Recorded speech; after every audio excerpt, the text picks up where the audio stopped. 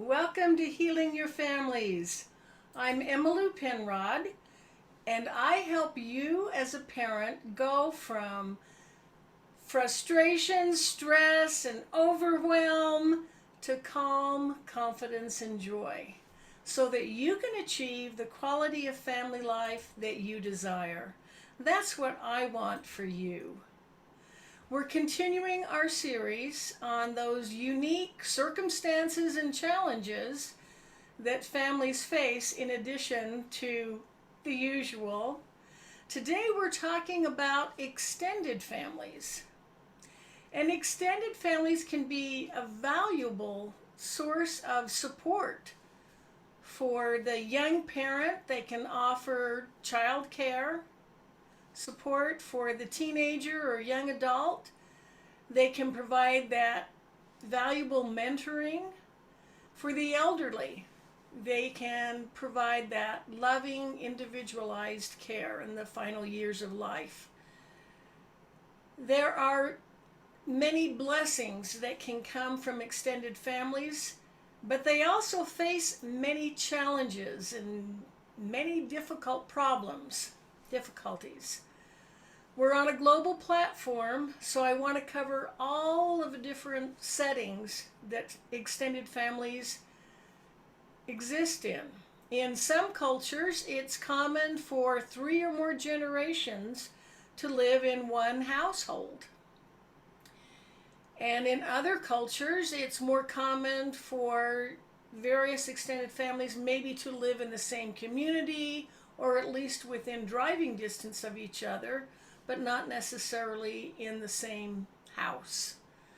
And sometimes we have extended family members on different continents. So in all of those settings, when they're all in the same house, they have the challenge of sharing the living space. And the case of being on different continents, they have the challenge of how do they maintain relationships, stay in touch, and still offer that emotional support. And depending on the boundaries that are established within the family, that communication can range from random, meaning that they don't really communicate. You can have those situations where someone hasn't seen their parents or their siblings or other extended family members for decades or years. They may not even really know how they're doing or even where they are. And then at the other extreme, you can have the closed extended family boundaries. In other words, they're very enmeshed in each other's lives.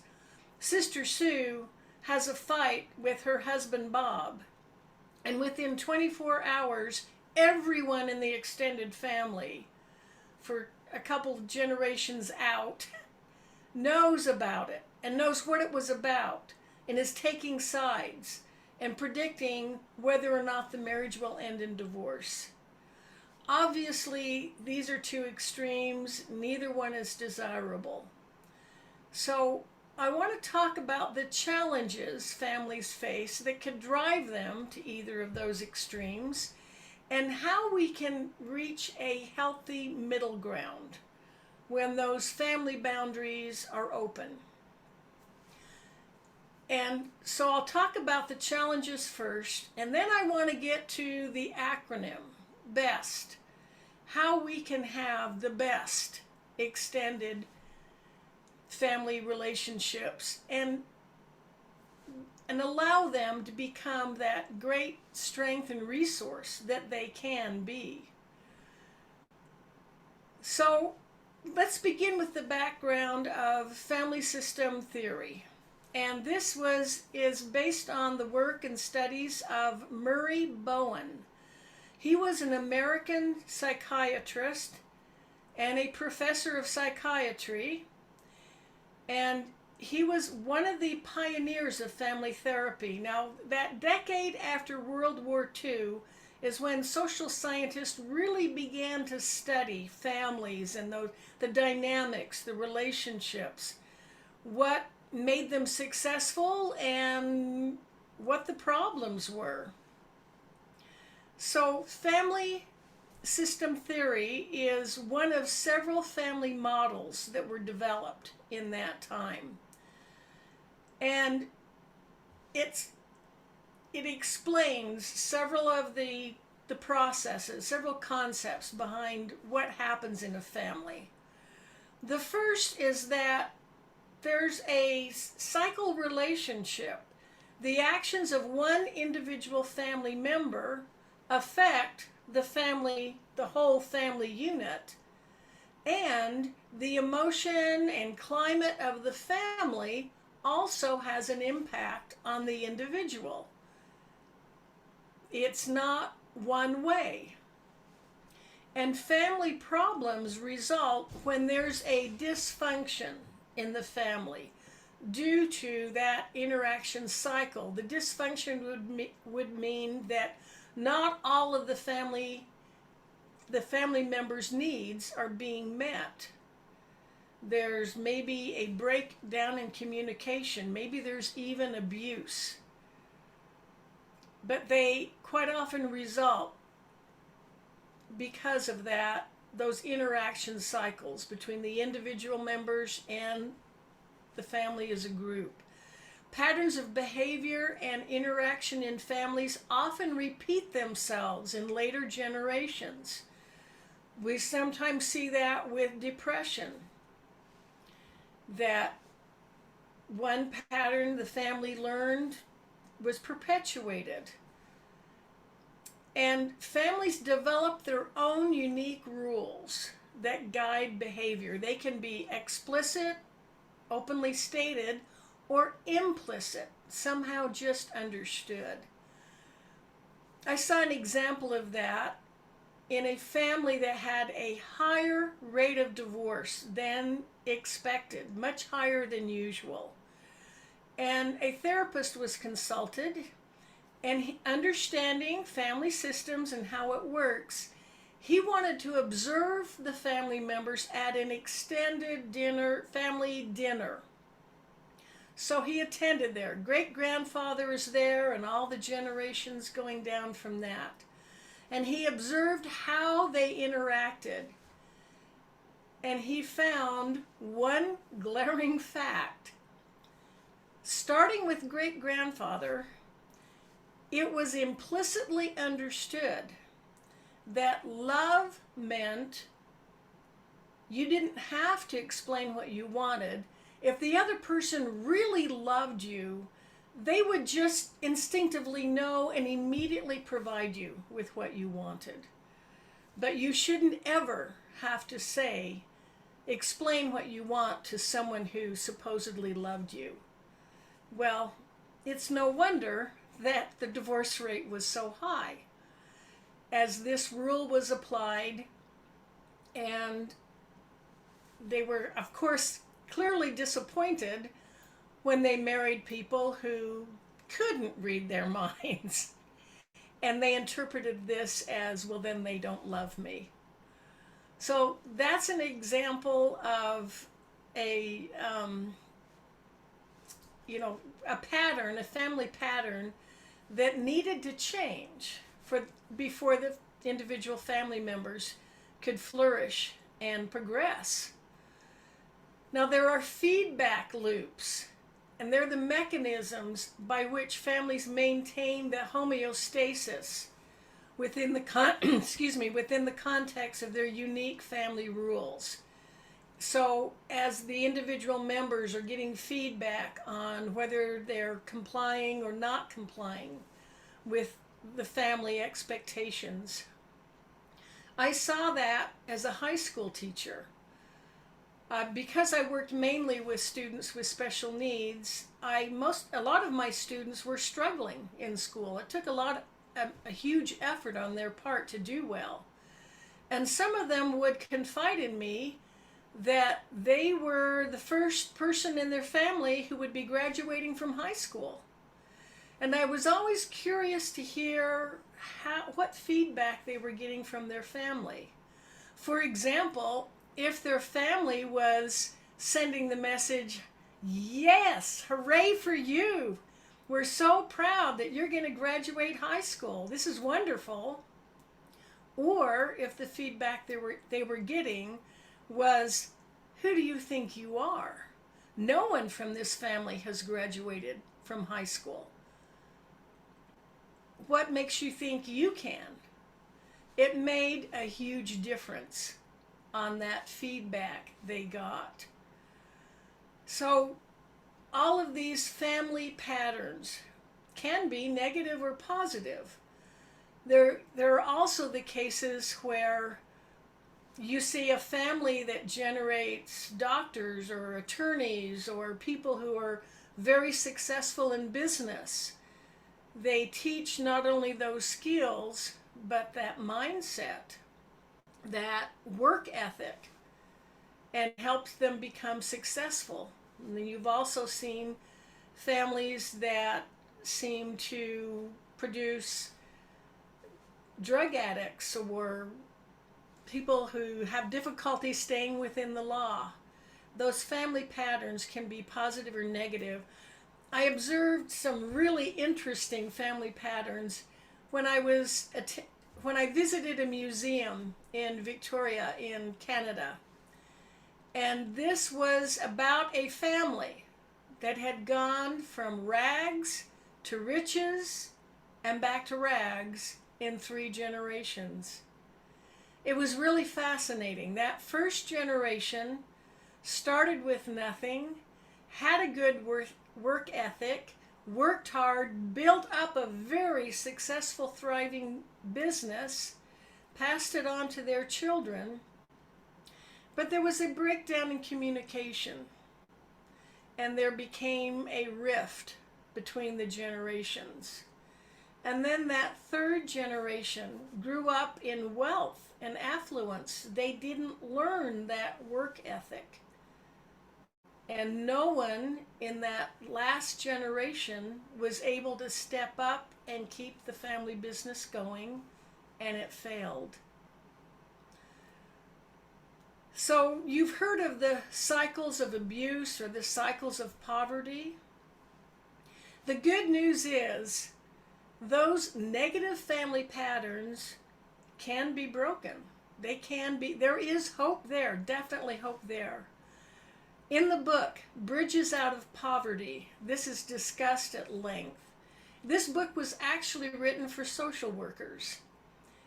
And these are people dealing with generational poverty. We're not talking about someone was laid off work, they're out of a job for a while and they need assistance.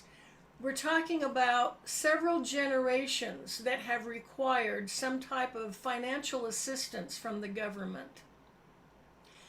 And as they study these situations, they found a problem that can't be solved with money. It's those family patterns that are carried on from one generation to the next. It's the mindset. It's how they feel about themselves, how they feel about their opportunities. And they make the comparison in the book that if an individual who is part of this generational poverty wants to break out of it, they can. Just as one person can make the decision, the cycle of abuse in my family ends with me. I will not do this to my children. There is that beautiful combination. The family patterns are strong, but there is also individual choice. And in the book, they compare it to immigrating to another country. And this might be more like the way it was 100 years ago, when once you left to go to a new country, you really couldn't come back. It was a major change. And breaking that cycle of poverty is like immigrating in that they need to learn a new language. They need to sever old ties, say goodbye to the people they grew up with, and make form ties with new people. And they need a mentor, someone who can teach them the intricacies of the new culture, the new language. And the book is written so that the social workers can be that mentor and assist if they have a client who is ready to break that cycle, to move out of poverty. They can learn how to do it. But it isn't easy. Again, that combination of those family patterns, and when they are negative, they can be changed. And the same thing with abuse. That change can be made with this mentorship, with this support, as they make that rather drastic change. Now, they've also learned that members of a family can take on roles that define their behavior patterns and allow them to complete family functions. And think about the roles in your family. As I go through, list these roles, see if you can identify with any of them, or maybe know of someone who took on this role in their family. The challenge is that when there is dysfunction in the family, the roles become very rigid, and in some cases they define this person for the rest of their lives. But we'll talk about how these roles can be much more productive. So the first role is the caretaker. And this is the member of the family who's taking on the responsibility for everybody's emotional well-being. And in those families where the parents are unable to take that role of parenting, it could be one of the children who is taking care of the younger siblings, raising them. And in some cases, they may even find themselves parenting their parent. The next role is the scapegoat. This is the problem child, the troublemaker, the black sheep of the family. Quite often, they're acting out the problem the family is hiding or denying. In cases of abuse, it can be the victim. And they're sacrificed for the family. Sometimes it's a weak or sick child, or sometimes it's the angry, rebellious problem child, the teenager. Another role is the hero. And this is not the same thing as the golden child. The golden child would be everyone's favorite, the one who is perceived to be perfect. The hero is the hard worker. They devote their time and attention to making the family look good. They may mask or make up for any dysfunctional family life. They're overly responsible and self-sufficient. They have this compulsive drive to succeed, not for any intrinsic value of their own, but just for the family. Another role is the mascot. This is the person who breaks the tension and lightens the mood with humor. They're the cute one, like the court jester. And they quite often seek to be the center of attention. And then there's the lost child, the quiet one, the one who's frequently overlooked or ignored. It's like they're invisible. In some families, that's the middle child. And sometimes the youngest child can be the protected child, or maybe a child who suffers from ill health. They're shielded from family problems. The danger here is that they're not included in the family discussions and the family decision making. They don't learn that skill of being part of a team. Well, if someone wants to change and get out of that role within the family system, the whole system, the whole family needs to change. Each member needs to make adjustments in the roles they're taking on. I encountered this when I ended my teaching career at a residential treatment facility for youth at risk. And some of these teenagers had addiction problems, severe mental health problems. Some of them had been labeled as the troublemaker, the scapegoat, the problem child. And this school did an excellent job of providing full round-the-clock care, the best of therapy, recreation. I was part of the academic team. But they knew. They also included family therapy because they knew that the whole family had to change. Even if the teenager completed successfully their program, they overcame their addiction, they met all of their goals. If they were sent home to that same family system they came from, they would revert back to where they were. And so the families were carefully evaluated. Were they able to make this change that allowed for the student to grow? And in some cases, students weren't sent back home. They were sent to a group home, or they were sent to live with an extended family member. All decisions were made based on the student's best interest. So let's talk about that acronym, BEST. How do we develop the best extended family relationships?